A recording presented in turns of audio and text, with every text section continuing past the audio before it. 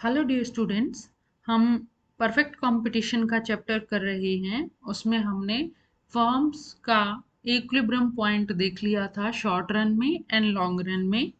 अब हम बात करेंगे इंडस्ट्री के इक्विलिब्रियम की शॉर्ट रन में भी और लॉन्ग रन में भी। सबसे पहले जान लेते हैं कि इंडस्ट्री होती क्या है। The group of firms producing homogeneous products is called industry. Group of firms, ऐसी फर्म्स जो होमोजीनियस प्रोडक्ट्स प्रोड्यूस कर रही हैं, वो क्या कहलाएगा? इंडस्ट्री। और इस प्रकार की फर्म्स केवल परफेक्ट कंपटीशन में ही पाई जाती हैं जो होमोजीनियस प्रोडक्ट्स प्रोड्यूस कर रही हैं। And industry is in equilibrium. अब हम इक्विलिब्रियम कंडीशन की बात कर रहे हैं। कब होती है इंडस्ट्री इक्विलिब्रियम में? When it has no tendency to change its size. जब ये अपने साइज में कोई परिवर्तन नहीं करना चाहती। इट मीन्स जितनी फर्म्स उसमें हैं वो सभी नॉर्मल प्रॉफिट अर्न कर रही हैं, और कोई भी फर्म ना तो लीव करना चाहती है इंडस्ट्री को और ना ही कोई फर्म आना चाहती है, एंटर करना चाहती है। सभी फर्म्स को नॉर्मल प्रॉफिट मिल रहे हैं। नॉर्मल प्रॉफिट टोटल कॉस्ट का ही एक पार्ट होते हैं, क्योंकि नॉर्मल प्रॉफिट एंटरप्रेन्योर्स को उनकी सर्विसेज का रिवार्ड होता है और उनकी अपॉर्चुनिटी कॉस्ट होती है, इसलिए नॉर्मल प्रॉफिट टोटल कॉस्ट का पार्ट होते हैं। और नॉर्मल प्रॉफिट से ना तो कोई फर्म अट्रैक्ट होती है इंडस्ट्री के लिए और ना ही कोई फर्म एग्जिट करना चाहती है, क्विट करना चाहती है। कंडीशंस क्या हैं? जो अभी मैंने आपको बताया वही कंडीशंस आपकी मेंशन करी हुई हैं। फर्स्ट कंडीशन क्या है? Constant number of firms. जो फर्म्स का नंबर है वो कांस्टेंट रहेगा, वो सेम रहेगा, क्योंकि ना ही तो कोई फर्म छोड़ रही है इंडस्ट्री को, ना ही कोई फर्म आ रही है इंडस्ट्री में। Next is equilibrium of firms. Firms भी इक्विलिब्रियम में हैं। इट मीन्स उन पहली बात तो हमने पिछले जो वीडियो है उसमें फर्म्स के इक्विलिब्रियम के बारे में ही डिस्कस किया है। इक्विलिब्रियम क्या होता है फर्म्स का? जब फर्म्स अपनी आउटपुट को चेंज ना करना चाहें, उनमें कोई टेंडेंसी नहीं होती अपनी आउटपुट को इंक्रीज और डिक्रीज करने की। तो जब हम इंडस्ट्री के इक्विलिब्रियम की बात करते हैं तो उसमें फर्म्स का भी इक्विलिब्रियम होना चाहिए। सभी फर्म्स इक्विलिब्रियम में होनी चाहिए। तो ये दो कंडीशंस हैं। उसके साथ हम शॉर्ट रन इक्विलिब्रियम की बात करते हैं इंडस्ट्री में, और लॉन्ग रन की बात करेंगे। अभी पहले शॉर्ट रन डिस्कस करते हैं। शॉर्ट रन में इंडस्ट्री इक्विलिब्रियम में हो ऐसा बहुत ही रेयर होता है, क्योंकि ये जो दो कंडीशंस हमने बताई कि सभी फर्म्स को केवल नॉर्मल प्रॉफिट मिल रहे हैं, ऐसा पॉसिबल नहीं होता शॉर्ट रन में। कुछ firms super normal profit earn कर रही होती हैं और कुछ फर्म्स को लॉसेस हो रहे होते हैं, इसलिए फुल इक्विलिब्रियम नहीं होता शॉर्ट रन में। किसका? इंडस्ट्री का। इस डायग्राम की हेल्प से आप समझ सकते हैं। फुल इक्विलिब्रियम की कंडीशन क्या है कि सभी फर्म्स को नॉर्मल प्रॉफिट मिलने चाहिए, लेकिन यहाँ पे सुपर नॉर्मल प्रॉफिट भी मिल रहे हैं और लॉसेस भी हो रहे हैं, इसलिए शॉर्ट रन में इंडस्ट्री का फुल इक्विलिब्रियम नहीं होता है। ये आप डायग्राम्स देखिए। ये इंडस्ट्री का इक्विलिब्रियम है, ये इंडस्ट्री की टोटल डिमांड है, ये सप्लाई है और ये प्राइस तय हो जाता है।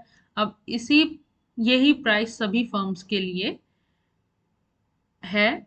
फर्म्स क्या होती हैं? प्राइस टेकर होती हैं। ये प्राइस इंडस्ट्री ने डिसाइड कर दिया, ओपी, यही सभी फर्म्स के लिए है। यहाँ पे दो फर्म्स का एग्जांपल बताया हुआ है कि एक फर्म को सुपर नॉर्मल प्रॉफिट मिल रहे हैं और एक फर्म को लॉस हो रहे हैं। ये हम कैसे देखते हैं कि सुपर नॉर्मल प्रॉफिट हो रहे हैं या लॉस हो रहे हैं? वो आपको पिछली वीडियो में मैंने पूरा एक्सप्लेन किया है। सिर्फ आपने सुपर नॉर्मल प्रॉफिट और लॉस का केस एक्सप्लेन करना है इंडस्ट्री के साथ। तो हम कहेंगे कि शॉर्ट रन में इंडस्ट्री केवल तभी इक्विलिब्रियम में होती है जब इसमें जितनी प्रोडक्शन की डिमांड है उतनी सप्लाई हो रही हो, लेकिन फुल इक्विलिब्रियम नहीं होता है यहाँ पे। Long run equilibrium of the industry. Long run में, क्योंकि हम ये फर्म्स के केस में भी हमने डिस्कस किया था कि सभी फर्म्स को लॉन्ग रन में केवल नॉर्मल प्रॉफिट्स मिलते हैं। अगर किसी फर्म को लॉस हो रहे हैं तो वो क्विट कर देती है लॉन्ग रन में। और अगर किसी फर्म को सुपर नॉर्मल प्रॉफिट मिल रहे हैं तो या तो वो फर्म अपना साइज इंक्रीज कर लेगी या बाकी और फर्म्स एंटर कर जाएंगी इंडस्ट्री में और प्राइस वापस से कम हो जाएगा और वो सुपर नॉर्मल प्रॉफिट जो है वो खत्म हो जाएंगे। सिर्फ नॉर्मल प्रॉफिट मिलेंगे लॉन्ग रन में फर्म्स को। तो अब हम कह सकते हैं कि इंडस्ट्री इक्विलिब्रियम में होगी। ये हमारा वही सिंपल केस है कि ये डिमांड है इंडस्ट्री की, ये सप्लाई है, एक्स एक्सिस पर आउटपुट है और ये रेवेन्यू एंड कॉस्ट हैं। ये प्राइस तय हो जाता है, प्राइस भी इधर हम ले सकते हैं। ये प्राइस तय हो गया। अब इस प्राइस पर लॉन्ग रन में जो भी फर्म्स रहेंगी उनको नॉर्मल प्रॉफिट्स होंगे। अब अगली बात करें, अगर हम इस कॉन्सेप्ट को डिटेल में समझना चाहते हैं, long run equilibrium of industry and law of cost. Law of cost के साथ भी इसको रिलेट करके समझना होगा। आप एक चीज़ का ध्यान रखें, ये बिल्कुल भी मुश्किल नहीं है। अगर आप मेरी जैसे मैं एक्सप्लेन कर रही हूँ उसी के अकॉर्डिंग इसको समझ लेते हैं तो आप बड़ी आसानी से इसको एक्सप्लेन कर पाएंगे। To have complete knowledge of long-run equilibrium of industry, it is essential to know how price and cost adjust themselves when new firms enter the industry. जब नई फर्म्स एंटर करती हैं इंडस्ट्री में तो प्राइस और coast पर क्या प्रभाव पड़ेगा। कोस्ट पर पहले हम देखेंगे क्या प्रभाव पड़ेगा और उसके अकॉर्डिंग जो प्राइस नया डिसाइड होता है डिमांड और सप्लाई कंडीशंस की वजह से, उन दोनों का एडजस्टमेंट हम देखने वाले हैं कि कॉस्ट किस प्रकार की होंगी और प्राइस में कितना चेंज होगा, इंक्रीज होगा, डिक्रीज होगा। तो उन सभी रिलेशनशिप्स को अभी हम स्टडी करेंगे। The nature of this adjustment depends on whether the industry is operating under constant cost, increasing cost और decreasing cost।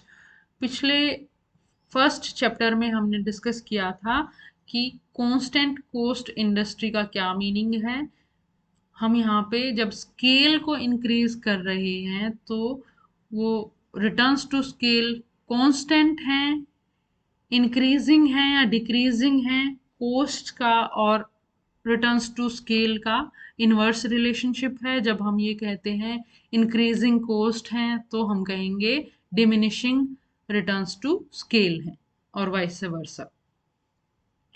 अब आप एक एक डायग्राम को देखते जाइए। जो आपने चैप्टर 1 में डायग्राम किए हैं वही डायग्राम है, थोड़ा सा उनकी फॉर्म चेंज हो गई है। यहाँ पे हम एक डायग्राम फर्म का लेंगे और एक इंडस्ट्री का। पहला केस हम डिस्कस करेंगे long run equilibrium in constant cost industry. Constant cost industry का केस हम देखेंगे।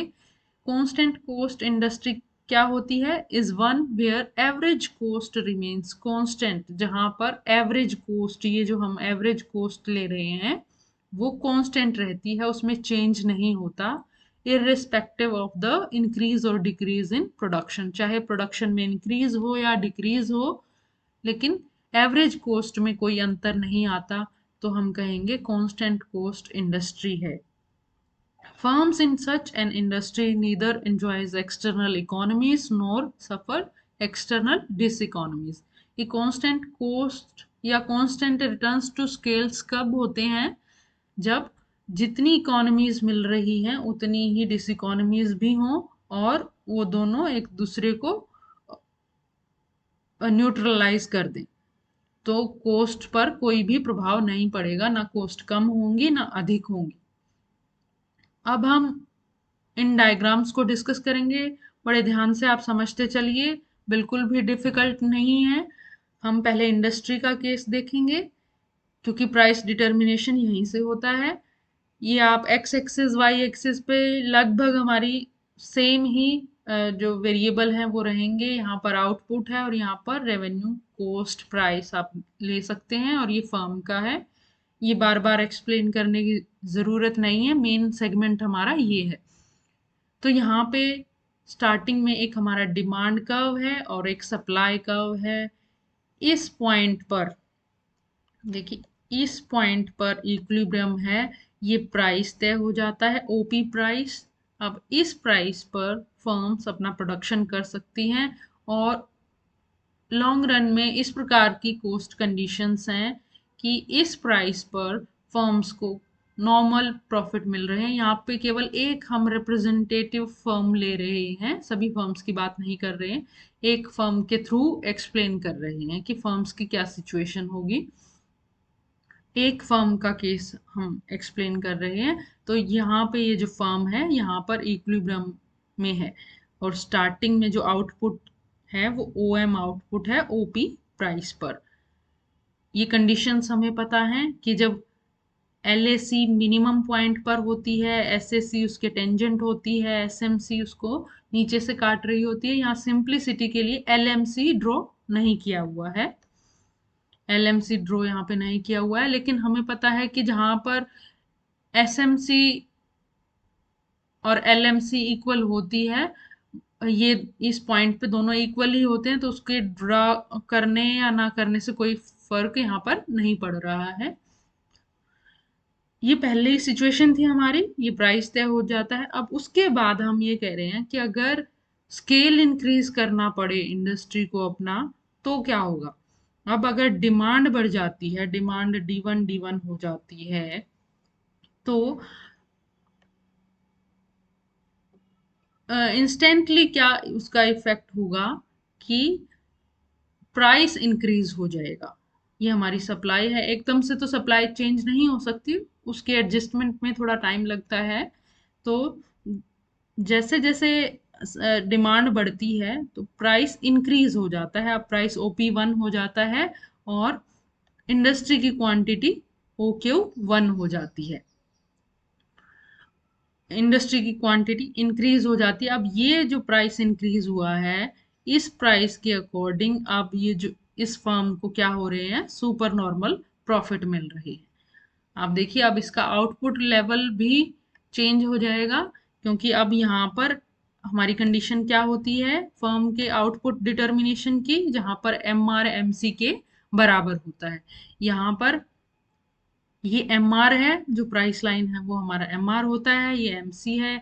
ए पॉइंट पर दोनों बराबर हैं, तो यहाँ पर इसके अकॉर्डिंग अगर आउटपुट होगी तो वो पहले से अधिक होगी, फर्म की आउटपुट इंक्रीज हो जाएगी और उसको सुपर नॉर्मल प्रॉफिट मिलेंगे, क्योंकि यहाँ पर जो एवरेज रेवेन्यू है वो ये है और एवरेज कॉस्ट जो है वो ये है। तो इसके अकॉर्डिंग अब फर्म को सुपर नॉर्मल प्रॉफिट मिलने लग जाएंगे, क्योंकि डिमांड इंक्रीज हुई है, उसकी वजह से प्राइस इंक्रीज हुआ है। अब जब फर्म को सुपर नॉर्मल प्रॉफिट मिल रहे हैं, तो और भी फर्म्स इंडस्ट्री में एंटर करेंगी और प्रोडक्शन इंक्रीज हो जाएगा। सुपर नॉर्मल प्रॉफिट से अट्रैक्ट होके बाकी फर्म्स एंटर करेंगी और प्रोडक्शन इंक्रीज हो जाएगा और सप्लाई का अब राइट की तरफ शिफ्ट होके नया इक्विलिब्रियम पॉइंट के थ्रू हम उसी प्राइस पर पहुंच जाएंगे जो पहले था। प्राइस वही रहेगा और यहाँ पे हमने कोस्ट को और रिलेट करना है, प्राइस में कोई चेंज नहीं है। अब इस प्राइस पर फर्म को क्या मिल रहे हैं, नॉर्मल प्रॉफिट, फिर से वही उसका आउटपुट लेवल हो जाएगा और नॉर्मल प्रॉफिट उसको मिलेंगे। ऐसा क्यों हो रहा है, क्योंकि हम ये कह रहे हैं कि चाहे इंडस्ट्री में प्रोडक्शन इंक्रीज हो या डिक्रीज हो, एवरेज कोस्ट पर कोई प्रभाव उसका नहीं पड़ रहा। ये एवरेज कोस्ट हमारी फर्म की एज इट इज रह रही है, उसमें कोई चेंज नहीं हो रहा है। इट मीन्स जो उत्पादन के साधन ज़्यादा हायर करने पड़ते हैं ज़्यादा प्रोडक्शन के लिए, उनके प्राइस इंक्रीज नहीं होते हैं इस प्रकार की सिचुएशन में। If entry of new firms does not affect the prices of the factors, then the cost curves of the firms will remain as before. Cost curves जैसे हमारे पहले थे वही हमारे बाद की सिचुएशन में है, and they will continue earning supernormal profit till such time as sufficiently large number of firms enter the industry.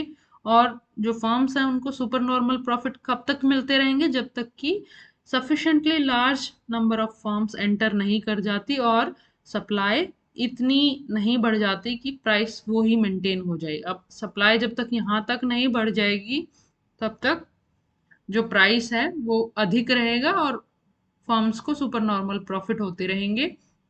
लेकिन अगर सप्लाई इतनी बढ़ गई तो अब फर्म को नॉर्मल प्रॉफिट हो रहे हैं। यहाँ पे आपको ध्यान क्या रखना है, इंडस्ट्री में बताना है पहले इक्विलिब्रियम है, उसके बाद डिमांड इंक्रीज हुई है, डिमांड इंक्रीज होने की वजह से प्राइस इंक्रीज हुआ है और फर्म्स को सुपर नॉर्मल प्रॉफिट मिलते हैं। सुपर नॉर्मल प्रॉफिट मिलने की वजह से और फर्म्स इसमें एंटर करती हैं इंडस्ट्री में, और उनके एंटर करने की वजह से जो फैक्टर्स ऑफ प्रोडक्शन है उनके प्राइस इंक्रीज नहीं होते हैं, क्योंकि जितनी इकोनॉमीज मिल रही हैं उतनी ही डिस इकोनॉमीज मिल रही हैं, तो कॉस्ट जो है वो कांस्टेंट रहती हैं। और अगर फैक्टर्स के प्राइस सेम रहते हैं तो कॉस्ट भी सेम रहेंगी। और फर्म्स तब तक एंटर करती रहेंगी इंडस्ट्री में जब तक कि सप्लाई इतनी अधिक ना हो जाए कि प्राइस पहले वाला ही मेंटेन ना हो जाए। अब प्राइस फिर से वापस ओपी वन से ओपी हो जाता है और इस प्राइस पर फर्म को केवल नॉर्मल प्रॉफिट मिल रहे होते हैं और आउटपुट लेवल बाद में क्या होगा, ओएम। आई होप आपको ये डिस्कशन समझ आ गया होगा और इसी बेसिस पे हम आगे डिस्कस करने वाले हैं। हाँ, यहाँ पे एक पॉइंट और रह गया, long run supply curve will be LS. यहाँ पर जो हम लॉन्ग रन के सप्लाई कर्व के बारे में बात कर रहे हैं कि लॉन्ग रन का सप्लाई कर्व जरूरी नहीं कि वो अपवर्ड स्लोपिंग हो। हमने फर्स्ट चैप्टर में भी बात की थी कि ये नेसेसरी नहीं है कि वो अपवर्ड स्लोपिंग हो। अब यहाँ पे हम supply long run supply curve कैसे निकाल रहे हैं, जो इक्विलिब्रियम पॉइंट्स हैं उनको अगर मैच कर देते हैं हम तो हमारा लॉन्ग रन सप्लाई कर्व हो जाएगा। ये जो इक्विलिब्रियम है ये टेम्परेरी है और ये इक्विलिब्रियम एडजस्टमेंट के बाद है। तो इन पॉइंट्स को मान लीजिए ये हमारा ई पॉइंट है और ये ई वन पॉइंट है, इनको अगर मैच कर देंगे तो वो लॉन्ग रन सप्लाई का बन जाएगा। कांस्टेंट कॉस्ट के केस में हमारा लॉन्ग रन सप्लाई कर्व कैसा होगा, एक्स एक्सिस के पैरेलल।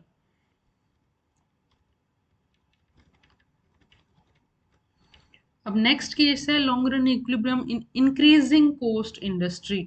इंक्रीजिंग कोस्ट में हम क्या कह रहे हैं, average cost increases with increase in output. जैसे जैसे इंडस्ट्री में आउटपुट इंक्रीज होता है तो एवरेज कोस्ट बढ़ जाती हैं। Such industries face these economies of scale when they increase their output. ये ऐसा क्यों होता है, क्योंकि इस प्रकार की इंडस्ट्रीज में जब वो आउटपुट इंक्रीज होता है उन इंडस्ट्रीज में तो डिस इकोनॉमीज ऑफ स्केल ज्यादा मिलती हैं, इस वजह से कॉस्ट इंक्रीज हो जाती है। देखिए यहाँ पर डायग्राम में स्टार्टिंग का इक्विलिब्रियम पॉइंट हमारा ई है, क्योंकि ये डिमांड डीडी डिमांड कर्व है, एसएस सप्लाई कर्व है।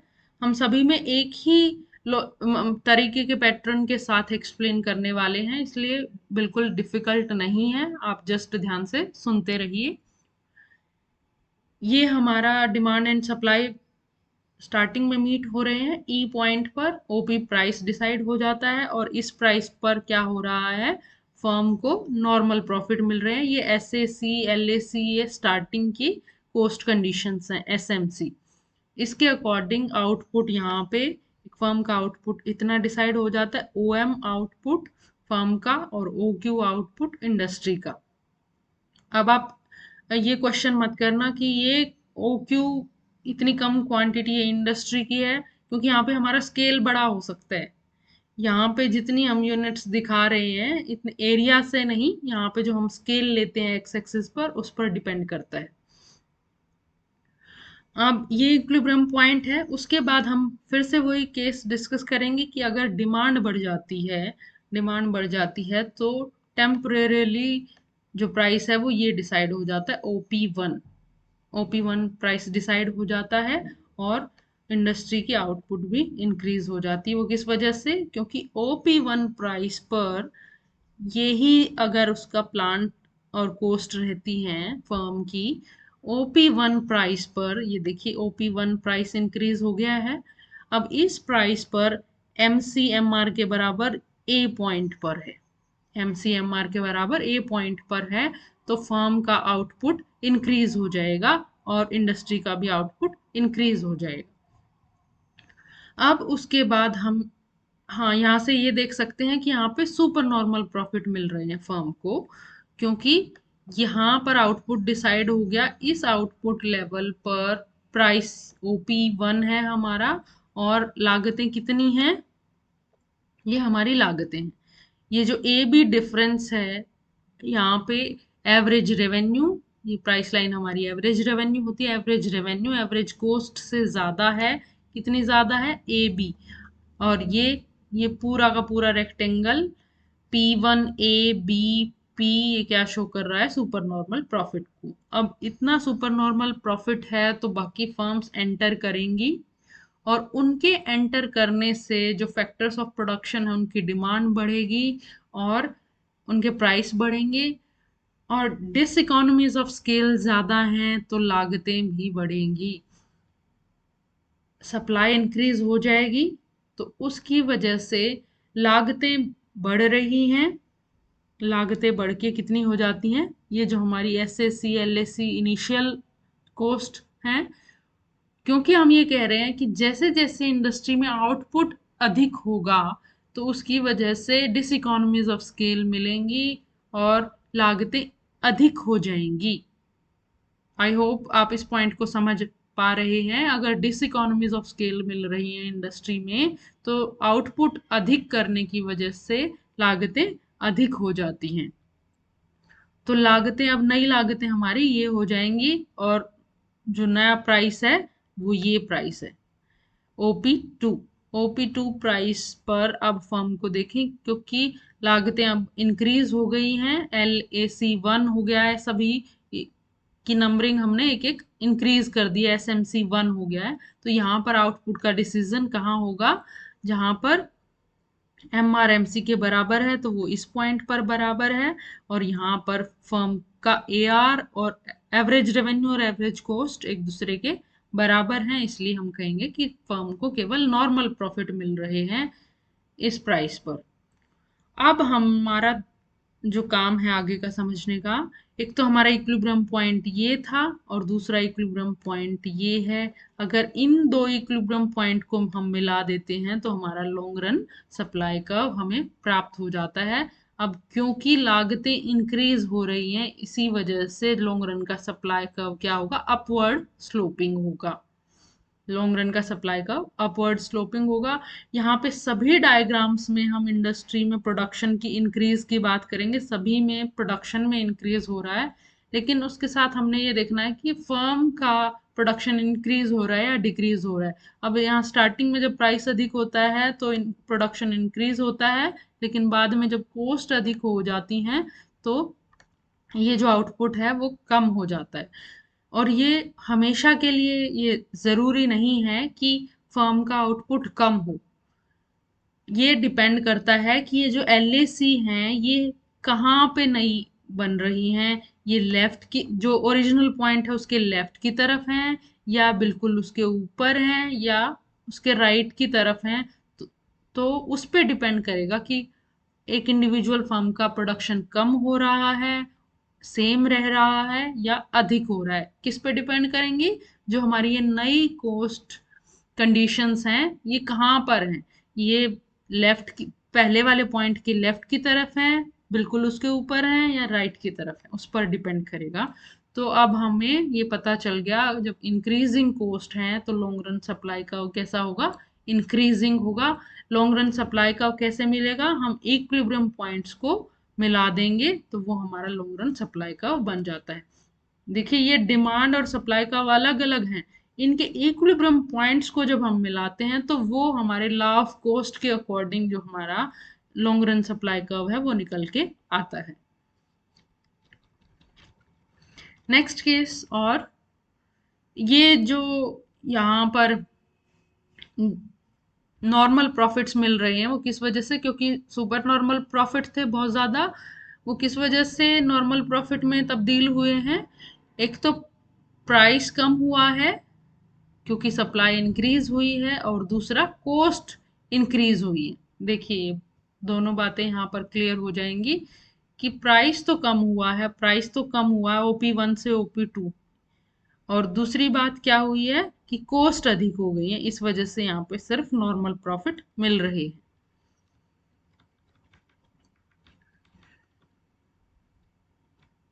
Long run equilibrium in decreasing cost industry, decreasing cost industry में किस प्रकार से होगा, फिर से हमारा वही लॉजिक रहेगा। ये डी डी डिमांड कर्व है, ऐसे सप्लाई कर्व है, ई पॉइंट पर इक्विलिब्रियम है, तो ये फर्म के लिए भी प्राइस तय हो गया। अब इस प्राइस पर कोस्ट कंडीशंस ये हैं, तो यहाँ पर फर्म को नॉर्मल प्रॉफिट हो रहा है। पहली बात तो हमने ये स्किप कर दी कि डिक्रीजिंग कोस्ट इंडस्ट्री क्या होती है। डिक्रीजिंग कोस्ट इंडस्ट्री वो होती है जहाँ पर जैसे जैसे प्रोडक्शन इंक्रीज होगा लागतें कम होंगी। मतलब यहाँ पे इंक्रीजिंग रिटर्न्स टू स्केल है। इंक्रीजिंग रिटर्न्स टू स्केल का मीनिंग क्या है कि इकोनॉमीज ऑफ स्केल ज़्यादा मिल रही है, उसकी वजह से लागतें कम हो रही हैं। तो ये स्टार्टिंग का हमने फर्म और इंडस्ट्री का आउटपुट लेवल डिटर्मिनेशन देख लिया। उसके बाद डिमांड जब इंक्रीज होती है, डिमांड इंक्रीज होती है तो प्राइस इंक्रीज हो जाएगा, और उस प्राइस इंक्रीज होने की वजह से अब फर्म को क्या होंगे, सुपर नॉर्मल प्रॉफिट, क्योंकि यहाँ पर एमसीएमआर के बराबर है और एवरेज रेवेन्यू ज़्यादा है एवरेज कोस्ट से। तो ये जो ए बी है वो क्या है, सुपर नॉर्मल प्रॉफिट है एन आउटपुट यूनिट पर। और अगर हम इन सभी के लिए देखते हैं तो ये पूरा का पूरा रेक्टेंगल हमारा सुपर नॉर्मल प्रॉफिट का बन जाता है। अब क्योंकि सुपर नॉर्मल प्रॉफिट हो रहे हैं तो फर्म्स एंटर करेंगी, फर्म्स एंटर करेंगी तो क्या हम कह रहे हैं, जैसे जैसे इंडस्ट्री में प्रोडक्शन इंक्रीज होगा लागतें कम होंगी, क्योंकि इकोनॉमीज ऑफ स्केल मिल रही हैं। तो इसकी वजह से देखो, एक तो बात हमारी क्या होगी, जैसे जैसे फर्म्स एंटर करेंगे तो सप्लाई इंक्रीज हो जाएगी। सप्लाई कितनी इंक्रीज हो जाएगी, यहाँ पर इतनी वो ज़्यादा इंक्रीज हो रही है, और नया प्राइस कहाँ पर डिटरमाइन हो रहा है, OP2। और यहाँ पर जो फर्म्स की जो लागतें हैं वो भी कम हो जाती हैं, क्योंकि इकोनॉमीज ऑफ स्केल मिल रही है। ये जो हमारा कोस्ट कंडीशंस हैं वो टोटली चेंज हो जाती हैं। LAC, SAC, SMC, ये सारी की सारी अब क्या है, नई हमें मिल गई हैं, और ये कम लागतें हैं। इन कम लागतों पर और कम प्राइस पर फर्म को क्या हो रहा है, नॉर्मल प्रॉफिट्स मिल रहे हैं, और फर्म का आउटपुट जो है वो इंक्रीज हो गया है। यहाँ पे लॉजिक हमारा सेम रहेगा, क्योंकि जैसे जैसे इंडस्ट्री में प्रोडक्शन बढ़ रहा है तो लागतें कम हो रही हैं। लागतें कम होने की वजह से अब जो नया प्राइस डिटरमाइन होता है उस पर लागतें कम होती हैं, और उस पर फर्म्स को नॉर्मल प्रॉफिट मिल रहे होते हैं। तो ये एक नेक्स्ट इक्विलिब्रियम हो जाता है। एक इक्विलिब्रियम ये हमें मिल गया, एक इक्विलिब्रियम ये है। अगर इन दोनों इक्विलिब्रियम को हम मैच कर देते हैं तो वो लॉन्ग रन सप्लाई कर्व हमें प्राप्त हो जाता है। पहले चैप्टर में हमने डिस्कस किया था कि सप्लाई का ज़्यादा इम्पैक्ट होगा, डिमांड का ज़्यादा इम्पैक्ट। ये देखिए यहाँ पे डिमांड में इंक्रीज इतना है और सप्लाई में इंक्रीज बहुत ज़्यादा है, तो इस वजह से सप्लाई में इंक्रीज अधिक होने की वजह से प्राइस क्या है, काफ़ी कम हो जाते हैं। अगर डिमांड और सप्लाई में इक्वल चेंज है तो प्राइस हमारा सेम रहेगा। अगर डिमांड ज़्यादा है, सप्लाई कम इंक्रीज हुई है, तो प्राइस क्या है, पहले के कंपैरिजन में अधिक होगा। तो ये सिचुएशन हमने फर्स्ट चैप्टर में डिस्कस कर ली है। अब हमने इंडस्ट्री के इक्विलिब्रियम को फर्म के इक्विलिब्रियम के साथ दर्शाना है और एक्सप्लेन करना है कि किस प्रकार से चेंजेस होंगे जब इंडस्ट्री में प्रोडक्शन इंक्रीज हो रहा है, उसका लागतों पर और प्राइस पर क्या प्रभाव पड़ रहा है। तो ये लॉन्ग रन इक्विलिब्रियम की बात हमने कर ली है। आई थिंक इससे जो नेक्स्ट पार्ट है हमें एक और वीडियो में डिस्कस करना चाहिए, ताकि ये वीडियो ज़्यादा लंबी ना हो। तो नेक्स्ट वीडियो में मिलते हैं। Thank you so much.